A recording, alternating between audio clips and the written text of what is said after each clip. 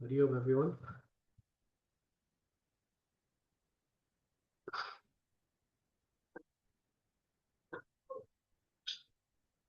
Shall we begin?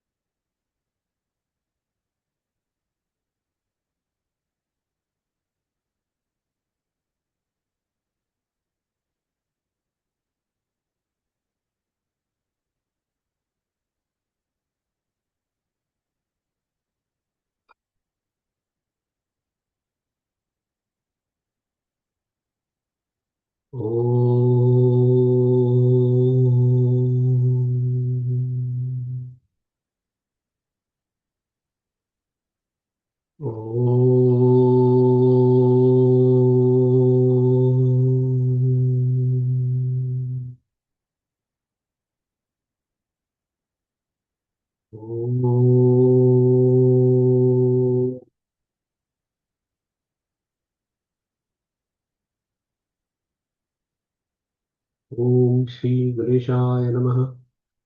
Om Shri Saraswatyai Namaha. Om Shri Gurubhyo Namaha. Om Samasta Jana Kalyane Niratam Karunamayam. Namami Chinmayam Devam Sadgurum Brahma Vidvaram. Om Sahanavavatu Sahanau Bhunaktu Sahaviryam Karavavahai Tejasvinavadhitamastu ma Vidvishavahai. Om Shanti Shanti Shanti. Gururadirnabhisya Guru Paramataivatam Guru Parataram Nasti Tasmai Shri Gurave Namah. Na Guroradikam Tattvam Na Guroradikam Tapah Tattvajnanat Param Nasti Tasmai Shri Gurave Namah. Om Hari Om. Hari Om. So we finished last week the verse from the Kathopanishad, which said, Manasaiva Vedam Aptavyam Neha Nanasti Kinchana Mrityu Samrityu Gacchati Ya Iha Naneva Pashyati. So, and before that we did Yasmin Sarvani Bhutani Atmeva Anupashyati.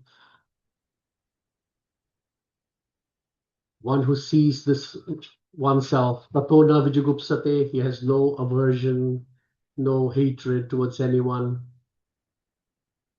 Then the next verse says, Tatraka moha ka shokaha, where's the moha, where's the shoka? In this last verse where Nehana Nasti Kinchana, where he's not seeing any differences, where is the fear? So that's good. The person who realizes the Atman as his own self does not have any shoka nivritti, no moha nivritti, no bhaya nivritti, na vijigupsate, does not have any hatred or aversion towards anyone. And then it says mrityu samrityu gacchati yahiva naneva pashyati. One who still sees plurality at the end of their life still will continue from death to death. So creationist, such a person does not. Mistrust of the reform government. Well, let's talk about that in the real world. We're about to be hammered with 15% tariffs. Someone's TV was on. I just muted everyone. If you need to speak, just unmute yourself. So the question, therefore, is it just nivritti of dukkha, moha, shoka, not going from death to death, or is there some positive expression of ananda? Is there some ananda prapti, or is it just nivriti? That was where we left off. And we now continue with Kathopanishad. I think next two mantras are also Kathopanishad, which is a beautiful mantra. On the face of it, it's like,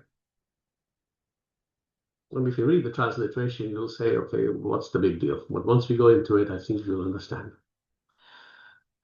So, how does this verse go? Eko vashi sarvabhutantaratma ekam rupam bahudaya karoti tam atmastam yenu pashyanti dhiraah tesham sukham shashvatam netaresham. Okay. So if we read the, actually, why doesn't somebody just read the meaning of the verse? Anyone? Anyone? Just start.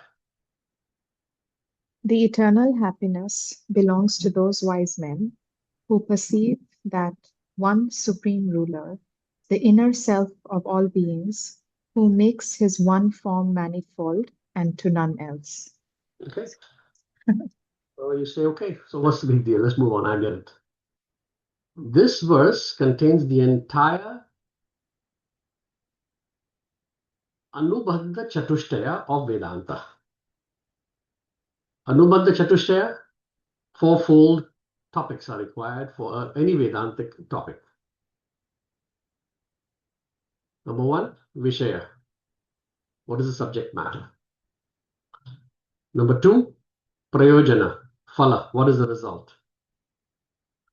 Number three, who is the Adhikari? A qualified student.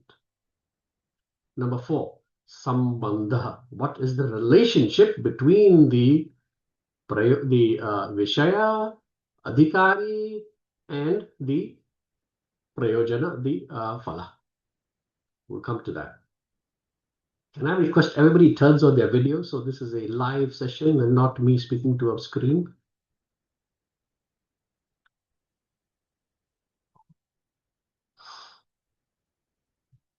Eko Vashi Sarva Bhutantaratma.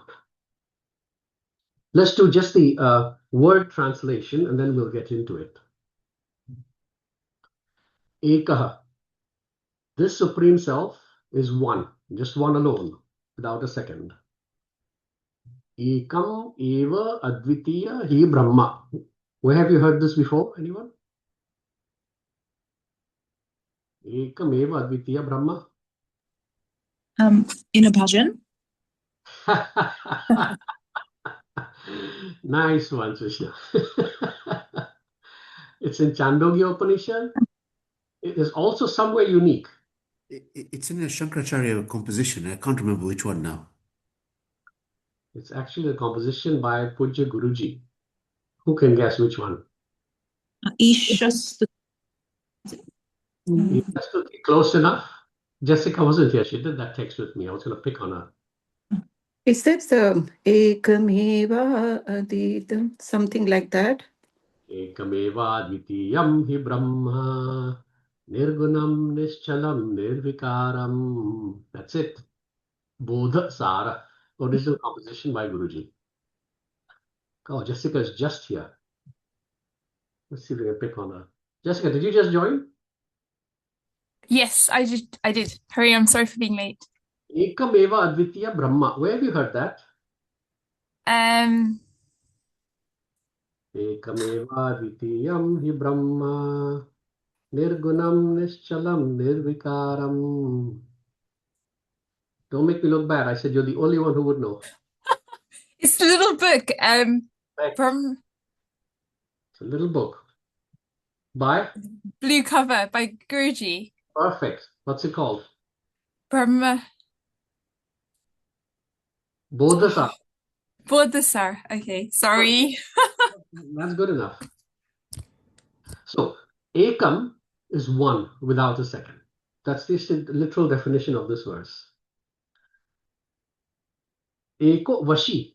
Now, Vashi means controller, someone who rules, who dominates, who takes care of everything. So this Supreme Self is one.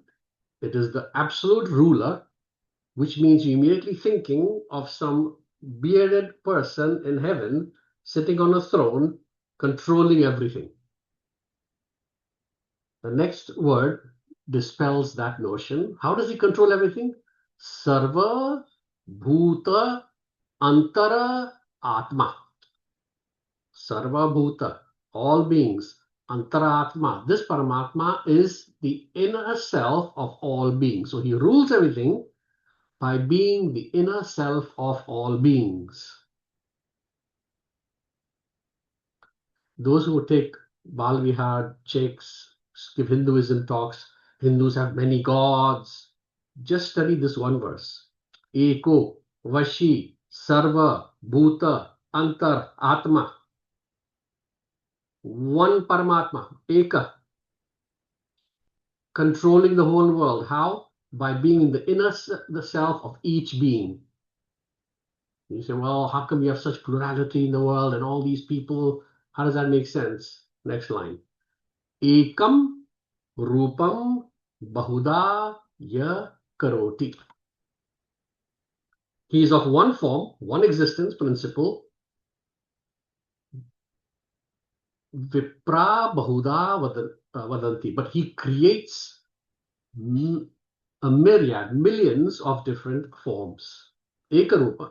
He's of one form, but because of his inexplicable power of Maya Shakti, immeasurable power, he's able to create many, many, many different forms.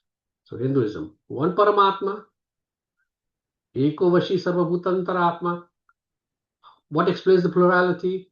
Ekam Rupam Bahuda Yam Karoti. Now, if you're able to do that, and you see that one Paramatma in all forms, where is the room for Vijagupsate? Where's the room for hatred? Where's the room for differences? Okay, this is just the literal meaning. Third line. Tam Atmastham Ye Anupashyanti Dhiraha. Ye Dhiraha. Dhiraha, this wise person, this wise man. Tam, that Paramatma, Atmastham, who sees it in his own heart. Atmastham is Hridayastham, who sees it in his own heart. When? Anu, the word Anu comes again. After. Pashyanti, he sees it in his own heart. Anu, after what? After his Guru Upadesh. He's able to see that. Then what happens? Tesham, Sukham, Shashvatam. It says Netaresham, Na Itaresham. Tesham, Sukham, Shashvatam. They experience positive, permanent, eternal, Shashvatam, eternal Sukham, happiness. Na Itaresham. This Sukham is not available to ignorant people. This is the literal definition of this one verse, which if you just read that, would not have really popped up. Now we go one by one. No, I was just wondering where I had heard that Eko Vashi Sarva, and that was actually in Tapovan Shatkam, right? That's Beautiful. Eko Vashi Sarva Bhuta Divasa. So the last word is different. Well done. Beautiful. I guess this is describing Tapovanji Maharaj. Yeah. Beautiful. So let's now take one by one. Ekaha. Now we say Ekaha is one non-dual, one Paramatma appearing as all. Still, the analogy given in the book by Guruji is a brilliant one. It says Ekaha means eti sarvatra gacchati. One is something, the definition of one is that which has gone everywhere. Every number you take from 2 on to a gazillion, if there's such a word, has got 1 in it. 2 will have 1 plus 1. 3 will have 2 plus 1. 1 exists everywhere. So 1 is that which goes everywhere. That's a technical definition of 1. Vashi, the Supreme Lord. This Vashi is the inner self of all beings. We saw that in the earlier sloka, which was, it was Kaivalya Upanishad. Yat param brahma sarvatma vishvasya ayatam mahat sukshmataram nityam tat tvameva tat. Yat param brahma sarvatma. That param brahma, which is the substratum of the whole world, it is subtler than the subtlest, is in all the Atma, pervades all jivas, and tat tvameva tvameva, that you are and you are that. So this here in this first line, Paramatma Swarup is given. Eko, Vashi, Sarva, Bhuta, Antar, Atma. Self-unfoldment. Begin with Parabrahman. Next, what happens? Ishvara. Ekam Rupam Bahuda Ya Karoti. Through Maya Shakti, this Paramatma multiplies himself and appears in many, many forms. Bahuda Ya Karoti. He creates all the different forms. Ishvara Tattva is indicated here. So what is Brahma Vidya? Satyam Jnanam Anantam Brahma. That Brahman with its inherent power of Maya becomes Bahuda Ya Karoti. It creates this entire world of names and forms. So how does this one appear as many? We want analogies.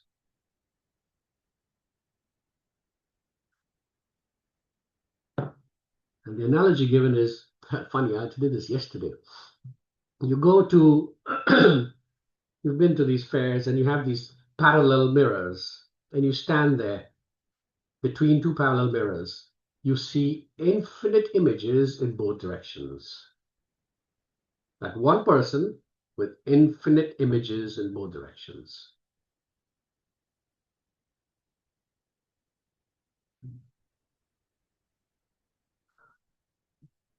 So this Ekam Rupam manifests as Bahuda Ya Karoti.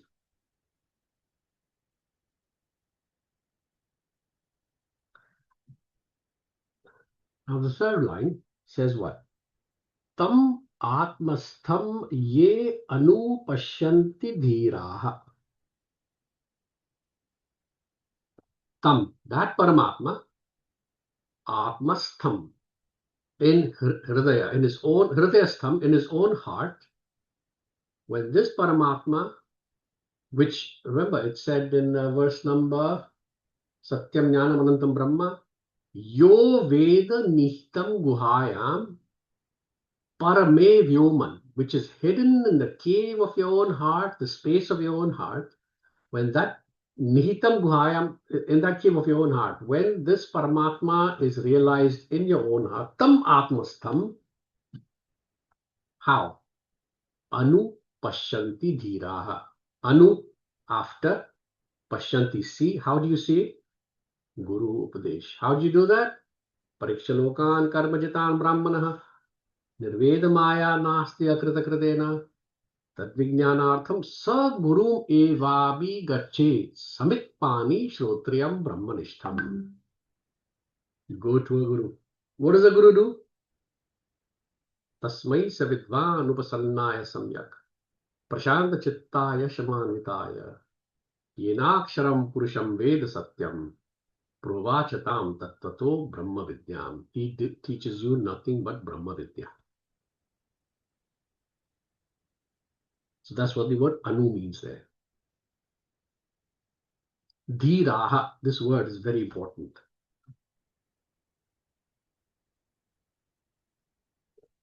Dhiraha Anupashyanti. So Dhira is this wise person who, after going to a guru, sees the truth. So Dhira means wise person. So what is the definition of a wise person?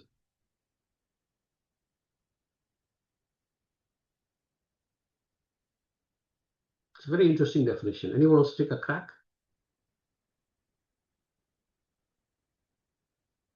Before he sees the truth, obviously. It's easy to say as a man of wisdom, he's seen the truth. Before he sees the truth, who's a wise person?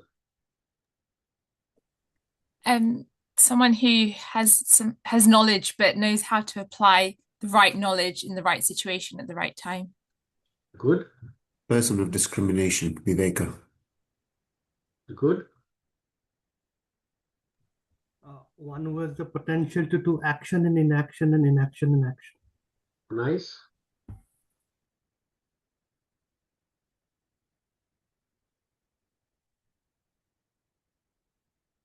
So the explanation given here is quite unique and is done in Kathopanishad. And I think Gurudev's language, we are all born with a defect. It's defective equipment. The defect is our sense organs are made to only perceive objects in the external world. That's what it does. A radio blasts out sound. If you want vision, you will not get it from a radio. You can say it's defective, or that's just how the manufacturer made it. So our sense organs cannot perceive anything but objects in the outer world.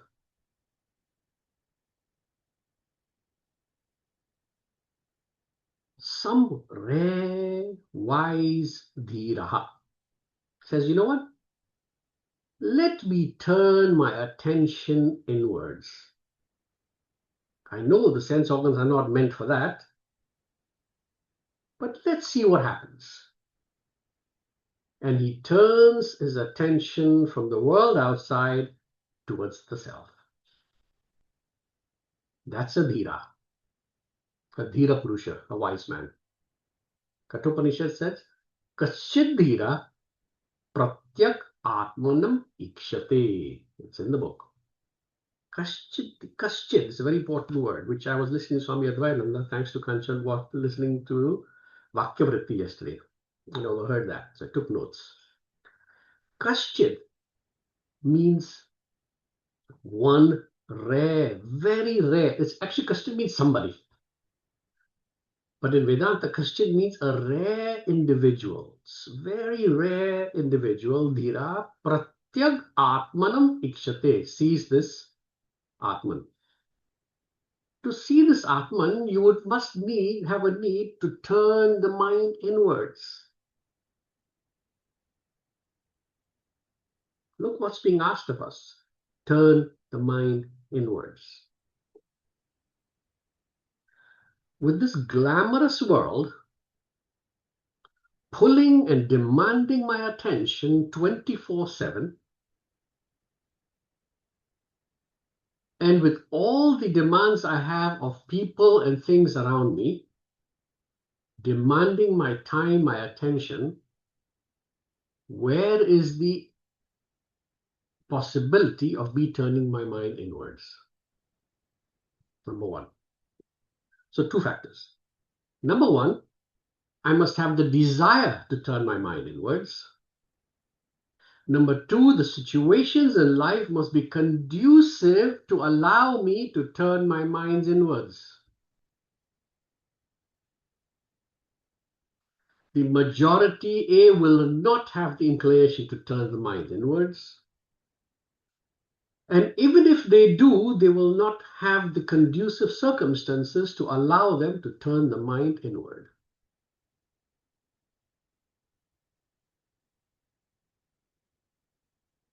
Kaschid Dhiraha. To have the combination of these two, think about what I'm saying very, very carefully. To have the combination of these two, the desire to turn the mind inward and life's circumstances that allows you to do that, comes from lifetimes of punya.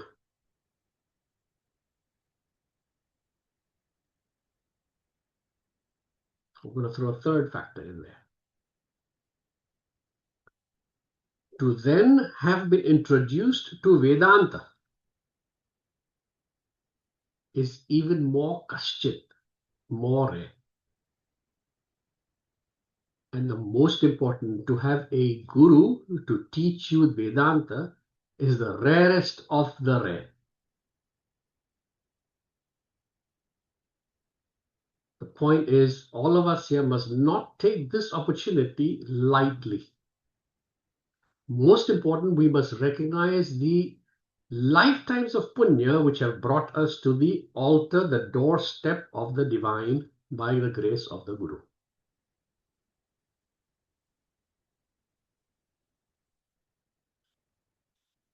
I digressed. This was from Vakya courtesy Swami Advayananda.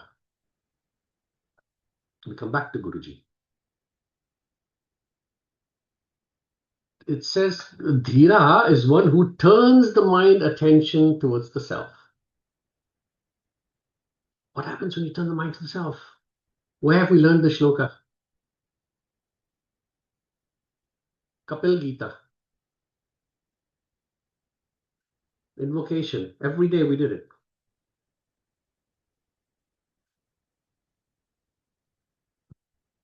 Yam tvam aham brahma param pumamsam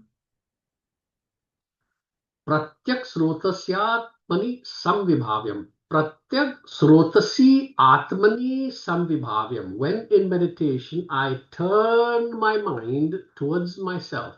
Pratyak srotasi. Srotasi, the flow of thoughts, pratyak is turned towards me. What happens? Sva tejasa. Tejas. Tejumayananda. Sva tejas. That tejas of the self dvasta, destroys guna pravaham, completely the gunas, the vasanas. Same idea here. When you turn the mind towards the self, that's all we gotta do. Nothing else. Vedanta is take your mind out of the objects of the world and turn it inwards. It's a defective material. It's not supposed to do that. But turn the attention towards the self. The rest happens.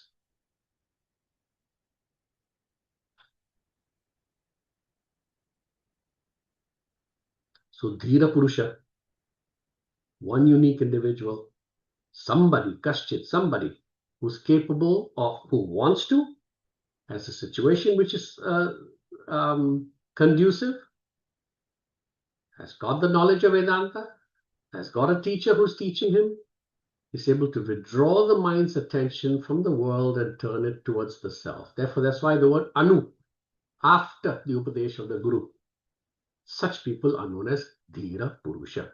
Therefore, in this verse, who is the Adhikari? Dhira Purusha. I'll pause there for any questions before we go into the last line, which is a project in itself.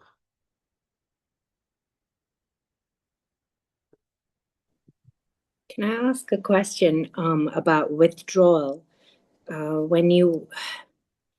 When you try to disengage and withdraw and go inwards, it can sometimes make you feel more separate from the world instead of it's almost this feeling of the world overwhelms me, so therefore I feel separate and I try to go inwards. And how do you counteract that? To withdraw the mind's attention from the world and going inwards initially simply means focusing your attention on something dear to you, something that you love, something that your mind gravitates to effortlessly, spontaneously, lovingly, without fighting the mind.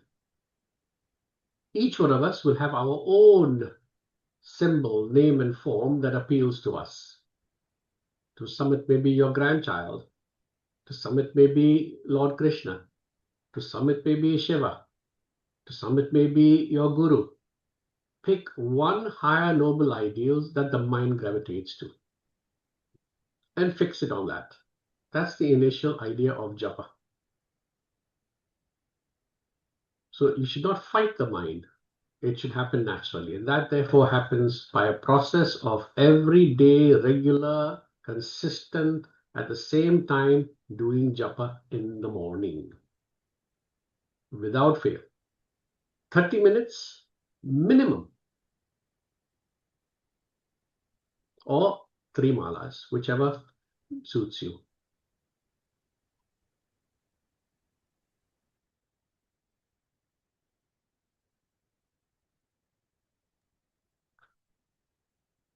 Suresh, this second line, ekam rupam bahudha yag karoti. It was interesting when I read it during the week. I was like, yes, it's implying Maya, but it doesn't actually state Maya. Anyway, so you've got to read it in, because otherwise, it kind of struck me. I was just like, oh, is this without the contradicting itself? Because the self does not do. Yet, it's quite black and white. Bahudha yag karoti. So, until you read it as Maya, I mean, you have to read it as Maya, otherwise it cannot make sense. Is that right? Correct. So that's why the first line is Paramatma Tattva, the second one is Ishvara Tattva. Ishvara is Brahman functioning as Maya to create this world.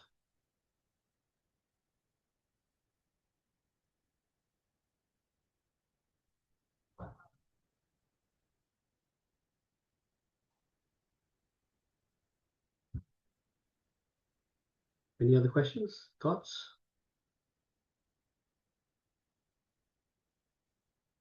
Tesham Sukham Shashvatam says Netaresham. It's Na Itaresha. Okay, so this comes to the idea of Sukham. We are talking here as, does this man of wisdom, this Dhira Purusha get a positive Ananda? Is there only Ananda Prapti or just Dukha Nivriti, Shokha Nivriti, Bhaya Nivriti, Na Vijugupsate, Mrityu Samrityu Na Gacchati? Or is there something positive that he can hold on to? This one is clear. The phala, we talked of the Vishaya, Prayojana, Adhikari. This is the phala. Tesham Sukham.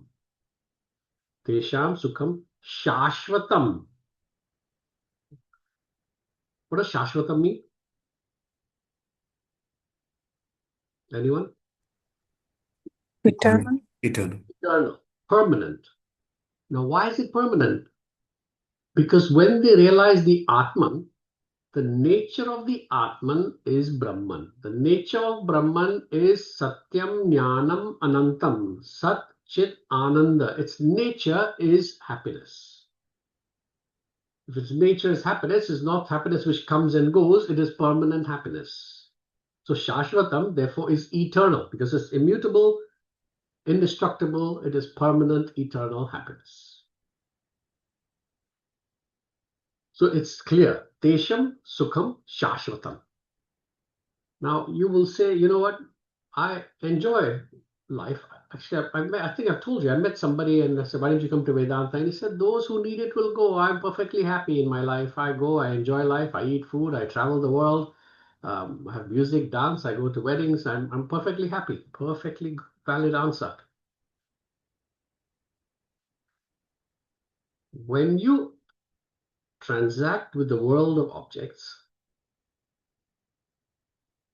any happiness, any joy arising as a result of contact of the sense organs with sense objects is known in Vedanta as dosha.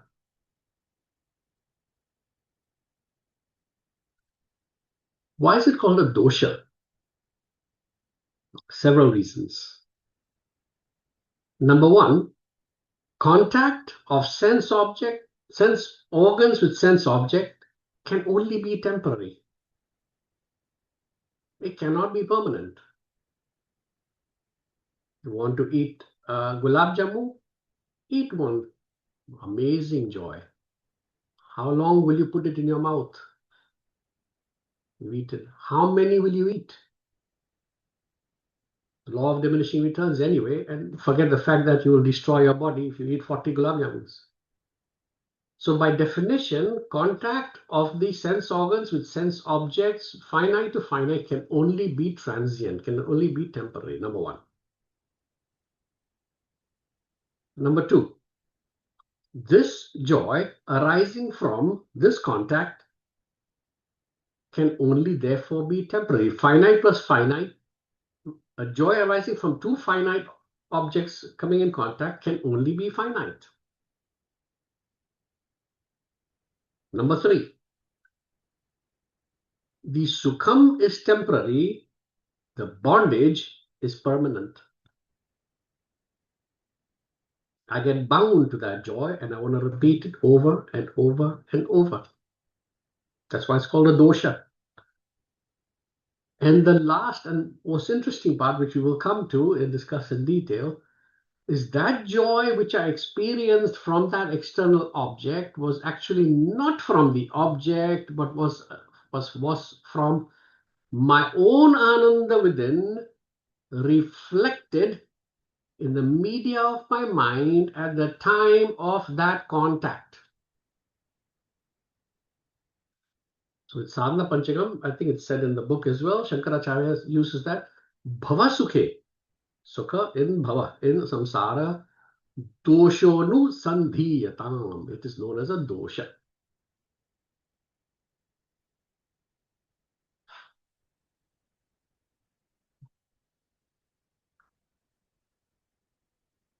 Now, why does it say that it is a reflection? This ananda is from me in the inside and not on the outside. No, it is obviously in the laddu or the experience which I went through. That gave me the joy, and so I want to repeat it over and over and over. When I take that gulab jamun and put it in my mouth, that feeling of joy which arises is a reflection of the ananda within me. How? Our mind is that reflecting media. When the reflecting media can only reflect when it is A, clean, i.e. pure, B, quiet, not gurgling. At the moment I eat that gulab jamun, the mind becomes shanta. I'm not thinking of something else. There's a momentary wow effect. That wow effect stuns the mind. The reflecting media perfectly reflects the ananda, the atma ananda, and I say, ah. So the joy which is already in me, the ananda, which is reflected in the shanta vritti of the mana at the time of an external contact, I mistake to be joy arising from gulab jamun, and therefore I get bound to gulab jamun for the rest of my life until I get diabetes and dissolve in my own juices.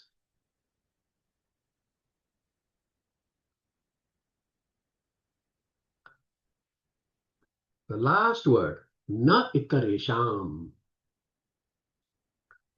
This sukha is not available for ignorant people. Now remember, in Vedanta, when we say ignorant, mudha, we do not mean those who are illiterate. The most literate scholars in literature, philosophy, music, or what have you, tend to be the greatest illiterates in the field of spirituality. So one who has not got this knowledge or is not turned inward is known as an ignorant person. And this sukham, clearly, na itaresham, it is not available for that person.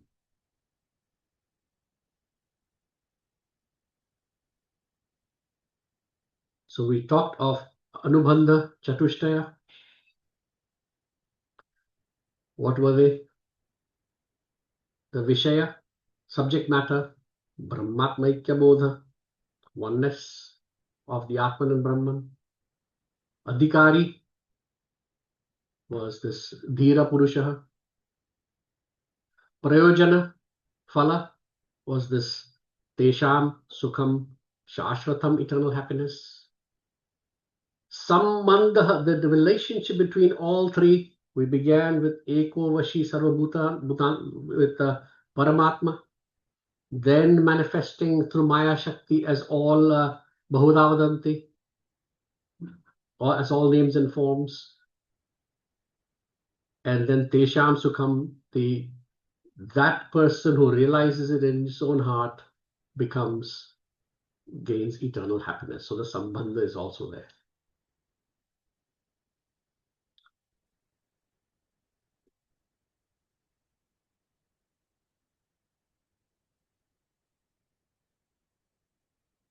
We'll see in the next verse, Ananda and Shanti go together. We've touched on it today. Without Shanti, peace, there can be no Ananda. As the Bhagavad Gita says, Ashantasya kuta sukham. One whose mind is restless can never experience peace. So peace and bliss go together. Because again, only in the Shanta Vritti of the mind can this reflected consciousness take perfect brilliance and give us that joy and bliss. So Shanti goes hand in hand with Sukham. You cannot say I'm agitated but happy. And you cannot say I'm happy and I'm agitated. If you're happy, you're peaceful. If you're peaceful, you're happy.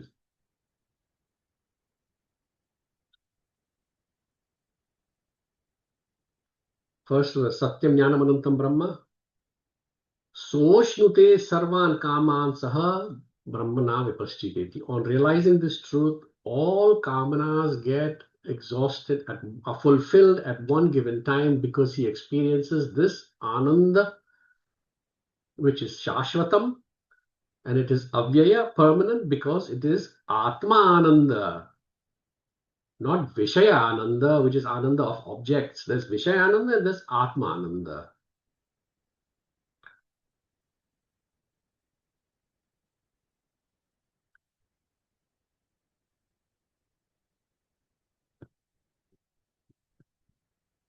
So that summarizes this verse. Eko vashi sarva bhutantaratma ekam rupam bahudaya karoti tam atmastham ye anupashyanti dhiraha tesham sukham shashvatam na itaresham.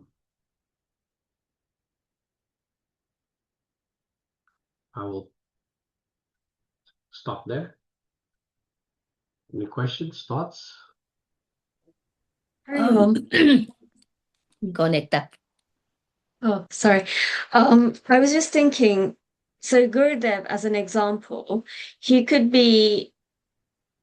go from having grief in a situation, but being happy in the next moment.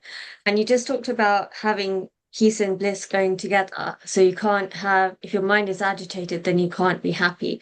But I think in the case of Gurudev, it was a case of he had that awareness and that knowledge, so he was able to move from one to the other with that distinguishing factor. So is that what would differentiate someone who can have both going on at the same time and acknowledging the fact that actually this situation has happened? Say, for example, someone's passed away, have that grief or that loss, but then know that actually this is all Maya, and then acknowledging that. So is that what would be the distinguishing factor where you can live with peace and bliss together? As long as you live in this body, transacting, there will be reactions because you're not a stone, as Guruji says. How quickly you recover from that is a measure of your spiritual growth. So those who are already in that bliss will see this as a temporary, almost out of compassion, out of empathy, an expression of anger or grief, but the balance is regained almost instantaneously. And you will see that in all Mahatmas.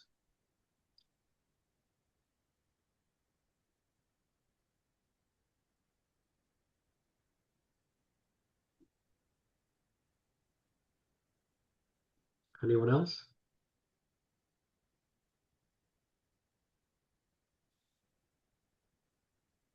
I was going to say almost what Ekta was saying, that the Dhiraha who has ability to go within, where he is in Shanti, and then when he's looking at the world, because he is Shant and there's not movement within himself, everything is a wonderment. Everything is, like you said, the Gulab Jambu is wow, because your mind is quiet, you're at peace, and then you take that external and it seems wow, yes. So with the Dhiraha, Turu Dhiraha, he is in wonderment because he's within himself all the time, and everything is wonderful, wow, beautiful. Yeah, there isn't any agitation because it's full of knowledge, in the sense that, yes, even a bereavement, he's feeling it compassionately for the person, but at the same time, it doesn't affect his peace, because he knows even in the death, there is wonderment, there is creation. So there is such steadiness. And that's why they're able to see everything and everybody as equal. I don't know. So it's amazing. Absolutely beautiful. You got me thinking. Yesterday, I went to a virtual reality. It's called Machu Picchu. I don't know how many of you have been to it.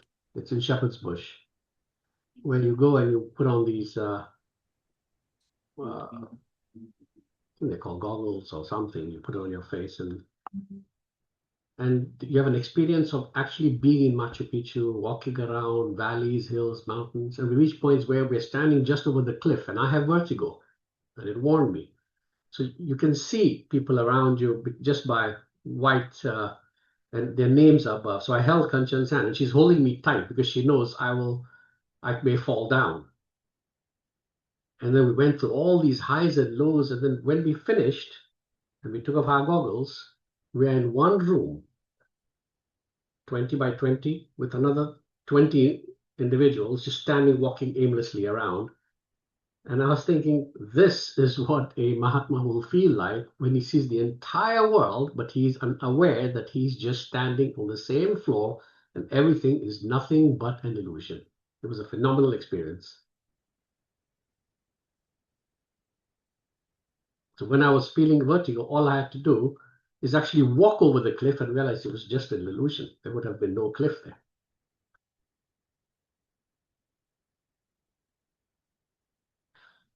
Anyway,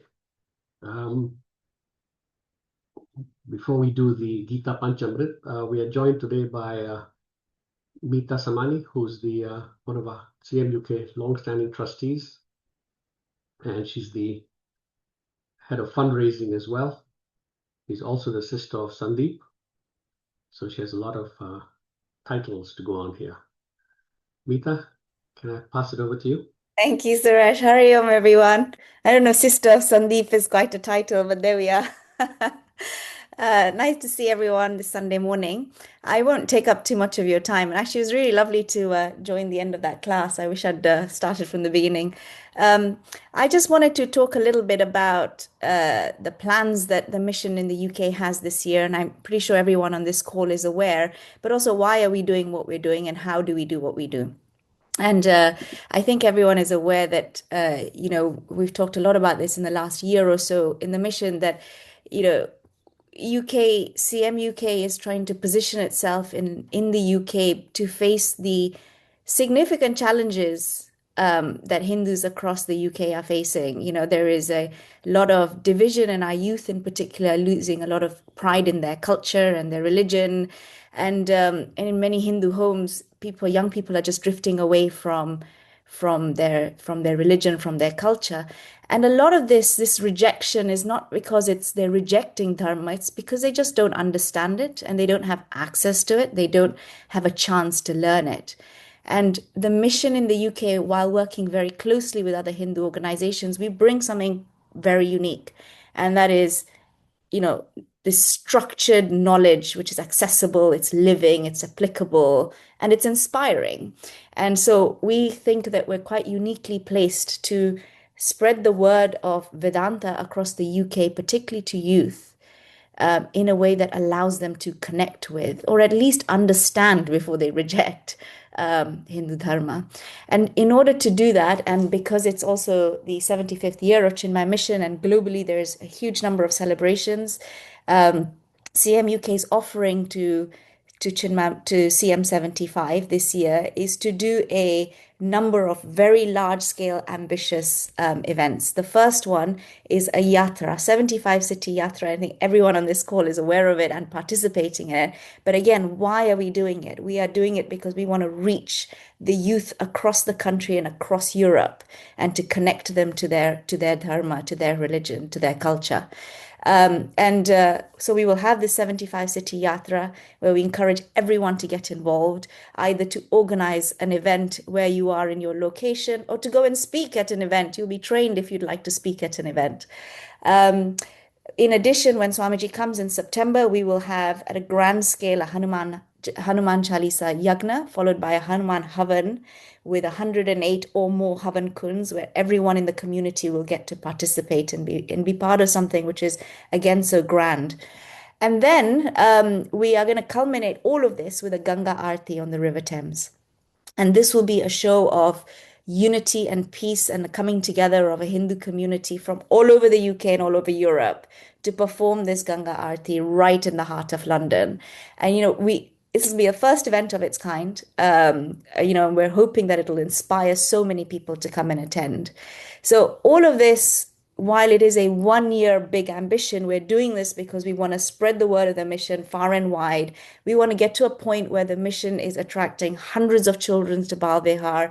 We have CHIK activities across universities, all the large universities across the country. We have teenage programs with hundreds of children coming in online and in person, yagnas with 5,000 people, all of this so that we can spread the word of Vedanta to benefit as many people as possible, but more importantly to the youth, so that this knowledge will continue and will continue through generations.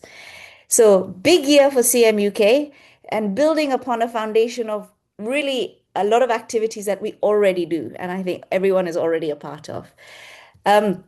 And typically in the UK, we finance the mission, by raising funding at events and raising funding from donors. About 15 years ago, we launched something called monthly giving. And at that time, a lot of our mission members stepped forward and gave a small amount of funding every month as their donation to allow the mission to continue. That was a time when we had just bought the building and we were paying mortgage, etc. And so we came together as a community. That amount, effectively, through that amount, we raise around £45,000 a year, which is great. But our mission has grown so much in the last 15 years. Our normal events and running of Chinmay Kirti is around £200,000 a year. Plus we have, our events are around £200,000 a year. Plus we have our regular expenses of running Kirti at around £100,000 a year. Plus we have this year where we're going big. So our requirements are significant, and we don't want to dumb our ambitions down. We want to keep our ambitions really, really high. So what we're asking, we're going to be fundraising through a number of different charities. We'll be crowdsourcing, we'll be going to corporates, we'll be going to individual donors. And we ask all mission members, if you know anyone who would like to donate to any of these events, to the Ganga Aarti, to the Hanuman Havan, to the Yatra, then please let me or Suresh or Sandeep know, and then we will take forward those conversations with whether they're corporates, whether they're individuals who'd like to be part of, particularly some of these big, unique events. But what we'd like to do is to ask all our regular CM UK attendees, study class attendees and sevaks to move to monthly giving. So many of us, we already give a lot of our time. So many of you give your time, your effort, and your funds already. But what we're asking is, instead of giving ad hoc, please give monthly. And what that does, it allows us to have predictable source of income. So we just know what's coming in and we can plan accordingly. It also in the future would allow us to raise money from the banks if needed. So that predictable income gives us a solid foundation off the back of which we can then grow significantly. So our appeal to everyone in the mission is please give monthly. You already give generously of your time and your effort and your money, but we'd like you to give monthly if you can, in whatever capacity you can, with whatever level of inspiration you can. But if you give monthly, it'll allow us to build a foundation of which we can then grow and reach more and more people. You can give monthly in two ways. You can set up a standing order on your bank app, and we'll send around in your WhatsApp chats the detail. All you need is the CM UK bank account details, and then you just put that as a monthly donation, and that will come monthly. If you haven't signed up to Gift Aid, please do that, because that allows us to collect 25% additional from the government. Or you can click on a link, and that link will take you, it's a Stripe link, it'll take you to a page. It has about 4 or 5 selected amounts. You can click any one of those and use Google Pay or Apple Pay, which will take about 45 seconds to do. So both options, very quick, very easy, and we encourage you to consider them. I'm just going to share my screen. Suresh, if you can give me access. I want to just to play a very short video, and then we can take any questions or oh no, you don't need to share your screen. We can see your screen now.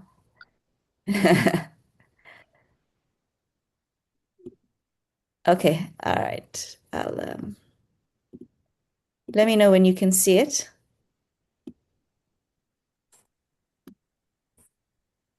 Yeah, Can you we've see it? got the video. Yeah, yeah. We are far great. Can you hear that? Yes, there was audio. All right. Okay. We are far greater than what we can imagine ourselves to be. When we express our greatness, we allow others also to be great.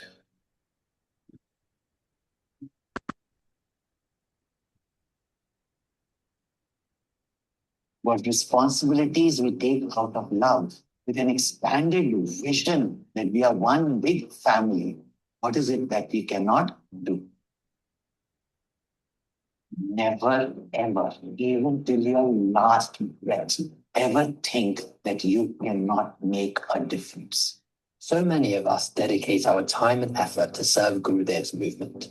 But a movement also requires financial resources to sustain it. At Chinmay Mission UK, our events cost roughly £200,000 a year. We cover most of it through Yajmans, but not all, leaving a shortfall of around £50,000 a year. We also have our regular expenses, what it takes to run our centre. This is roughly £100,000, plus another 50 to 100 of one-off expenses like building upgrades or AV systems. We currently only cover £45,000 from regular monthly giving. This is from seekers who have been giving for many years. But this amount no longer covers the scale that we're at, leaving us with a shortfall of £150,000 a year. This shortfall we plug with one-off donations. Now, these are uncertain, time-consuming, and they crowd out investment in bigger projects. And therefore, the model that we are moving to is monthly giving.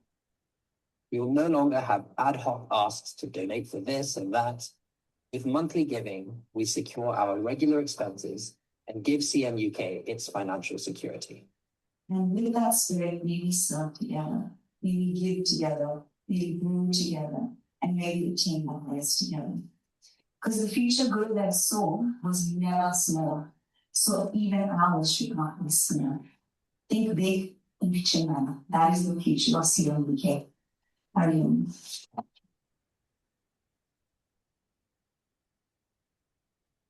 So, Suresh, we can still see your screen, I think. Yeah, okay. I think that video kind of summarizes what I was trying to say. I'll just stop here and see if anyone has any questions or comments. Maybe Suresh, if you wanted to come in first before that. I think you've done an outstanding job. CM75 is a big vision. It is the singular most important thing we will do in our lives, I think, which is to kindle the light in someone else's heart. what little we have gained, let's share with others. That is the greatest offering we can make to our Guru. And Guruji always says that when people come and ask you for help, when somebody comes and says, it's my daughter's wedding this year, you don't give money 5 years later. You give it when it's needed at that time. And to have the opportunity when you can serve your Guru in such a fashion in this specific year, each of us needs to step up in whatever way we can. If you can give your time towards the yatra, please do so. If you can do in making connections to people who can assist, either materially or financially, please do so. But the only thing that is not acceptable is apathy. Apathy, indolence, inadvertence is known as pramad. Pramada vai mrityuh. Pramad is the cause of spiritual death. So what we cannot afford is pramad.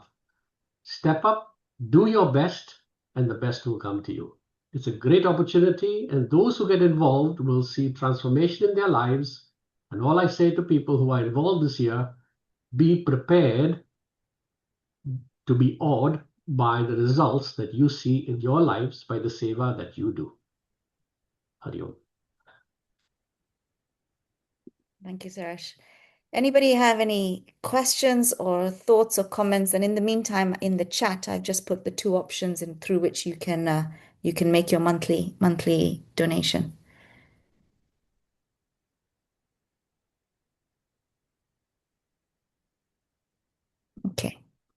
Okay, thank you. I'll leave it to your class. Thanks so much for having me and letting me gate crash. Look forward to seeing so many of you soon. Thank you. You can stay for the Gita Panchamrit if you want. All right, will do.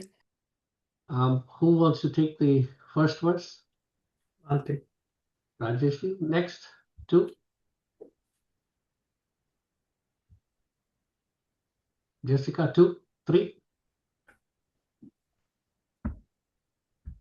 Third verse, anyone? Neither, okay. Third, fourth? I can do. 5? Yeah. 5? Sound like a big an option. Fifth verse, anyone? I'll do 5. Sandeep, okay.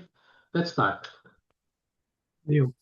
Uddharetatmanatmanam natmanam avasadhayet atmaiva hyatmano bandhuhu atmaiva ripuratmanaha. Karmanyevadhikaraste ma phaleshu kadachana ma karma phalaheturbuhu ma te sangosva karmani. Yat karosi yadasnasi yat juhosi dadasi yat pashyasi konteya tat kurushva matarpanam.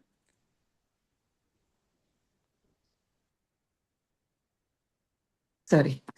Ananyaschintayanto ma ye jana paryupasate tesham nityabhiyuktanam yogakshemam vahamyaham. Sarvadharman parityajya mamekam sharanam vraja aham tva sarva papebhyo moksha ishyami ma shuchaha. Om Purnamada Purnamidam Purnat Purnamudachyate Purnasya Purnamadaya Purnameva Vashishyate. Om Shanti Shanti Shanti. Hari Om Shri Guru Pyo Namaha. Hari Om. Thank you all very much. Thank you, Meeta.